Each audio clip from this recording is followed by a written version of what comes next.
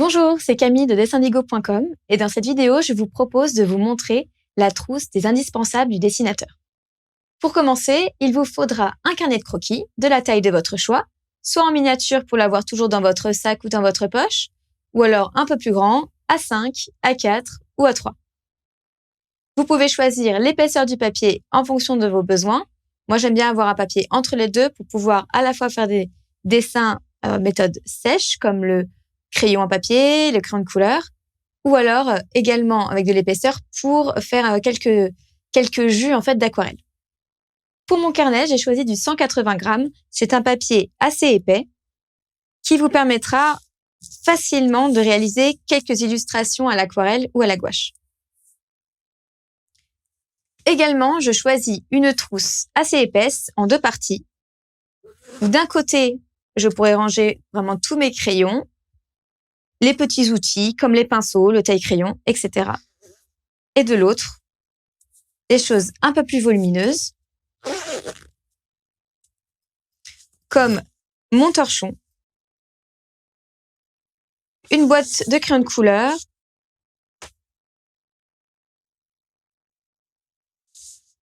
un carnet de croquis avec des pages beaucoup plus fines, des mémos sur la logique des couleurs. Là, c'est un papier un peu plus épais pour faire des aquarelles ou plus d'eau, donc c'est du 300 grammes.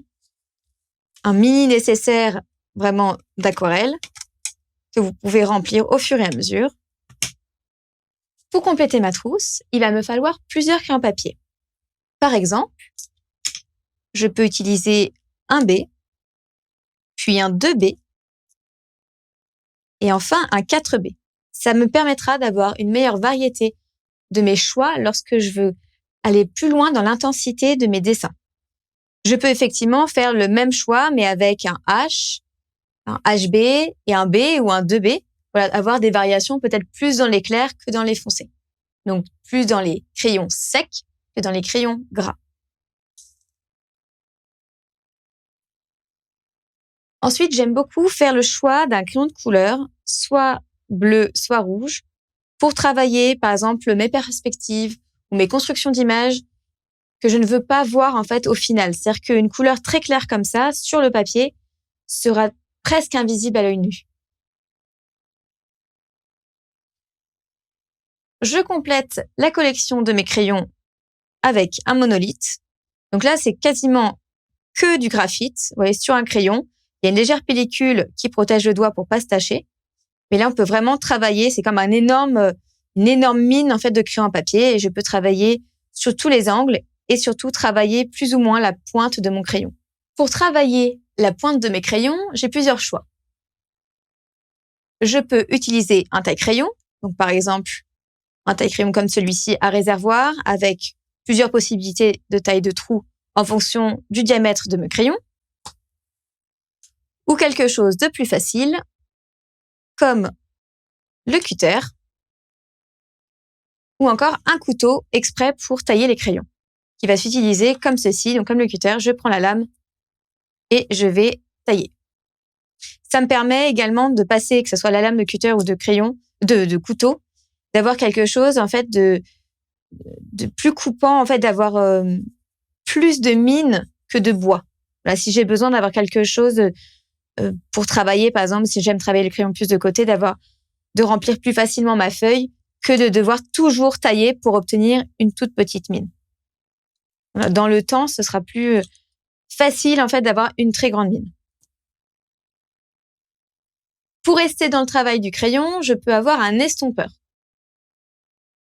J'ai choisi un petit estompeur, mais je peux avoir plusieurs tailles, un petit, un moyen, un gros.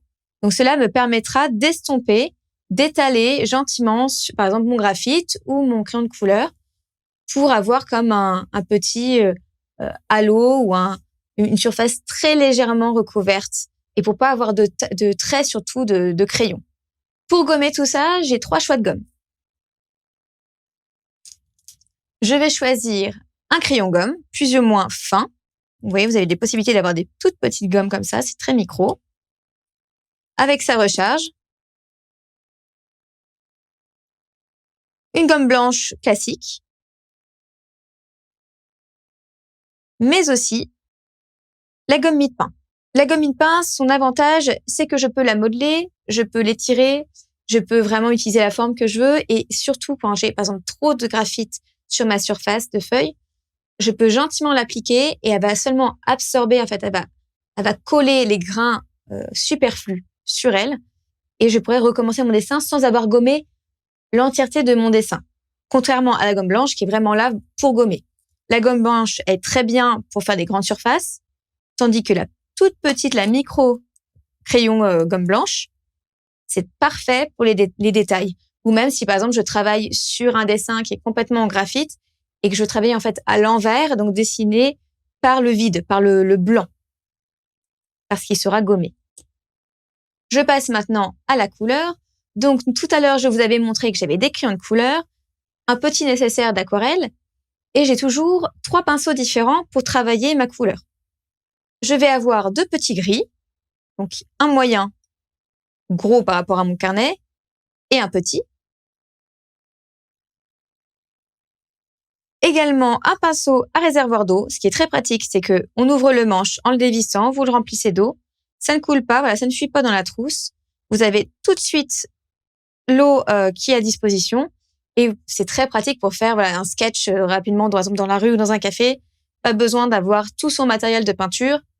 Vous pouvez aisément faire un petit coup de lavis.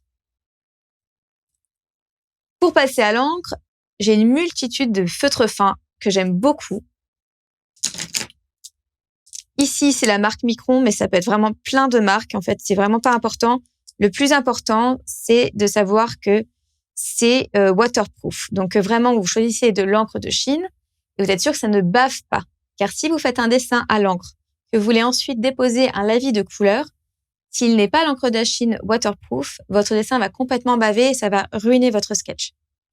Donc pour cela, moi j'aime bien avoir plusieurs tailles. Donc je vais avoir vraiment des tout petits. Moi je travaille vraiment tout petit. J'ai du 0,1, par exemple du 0,2, du 3.